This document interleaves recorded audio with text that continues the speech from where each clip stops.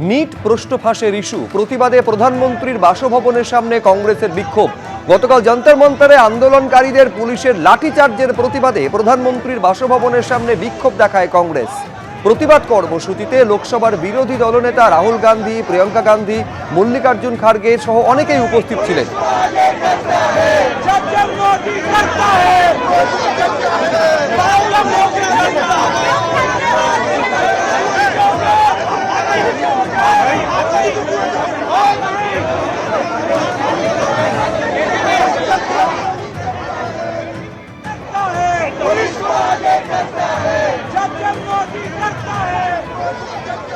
যেভাবে গতকাল যন্তর মন্তরে আন্দোলনরত যারা আন্দোলন করছিলেন তাদের উপর পুলিশ লাঠিচার্জ করেছে, তার প্রতিবাদে প্রধানমন্ত্রীর বাসভবনের সামনে কংগ্রেসের বিক্ষোভ। নিট প্রশ্ন ফাঁসের ইস্যু আর তার প্রতিবাদে প্রধানমন্ত্রীর বাসভবনের সামনে কংগ্রেসের বিক্ষোভ।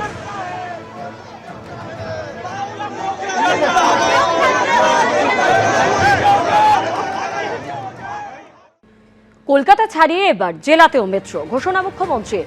প্রথমে কাছাকাছি থাকা দুই শহরকে যুক্ত করা হবে। আসানসোল, দুর্গাপুর এবং শিলিগুড়ি, জলপাইগুড়ি যুক্ত হবে। 50টি নতুন এসি বাসের উদ্বোধন করে বললেন মুখ্যমন্ত্রী শুভেন্দু অধিকারী। কলকাতা শহরেও ধীরে ধীরে সিটি মেট্রো চালুর পরিকল্পনা, প্রকল্প তৈরি করতে মুখ্য সচিবকে নির্দেশ মুখ্যমন্ত্রী। আমাদের রেলমন্ত্রী এসেছিলেন, আমরা বলেছি কলকাতা মেট্রোকে, আপনারা জানেন চিংড়িঘাটা মেট্রোর সমস্যা বিগত সরকার 17 মাসে মেটাতে পারেনি। বর্তমান সরকার, ডবল ইঞ্জিন সরকার 17 দিনে মিটিয়ে দিয়েছে এবং কলকাতা মেট্রো জোকা থেকে এয়ারপোর্ট সংযুক্তিকরণের পথে অনেকটা এগিয়ে গেছে। সিটি মেট্রো আমরা ধীরে ধীরে চালু করব।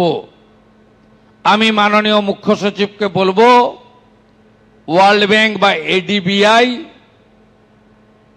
বা হাটকো এদের সাথে নিয়ে প্রজেক্ট রেডি করার ব্যবস্থা করতে। আমরা দুটো পাশাপাশি থাকা বড় শহরকে প্রথমে যুক্ত করতে চাই, একটা দুর্গাপুর আসানসোল, আরেকটা শিলিগুড়ি জলপাইগুড়ি।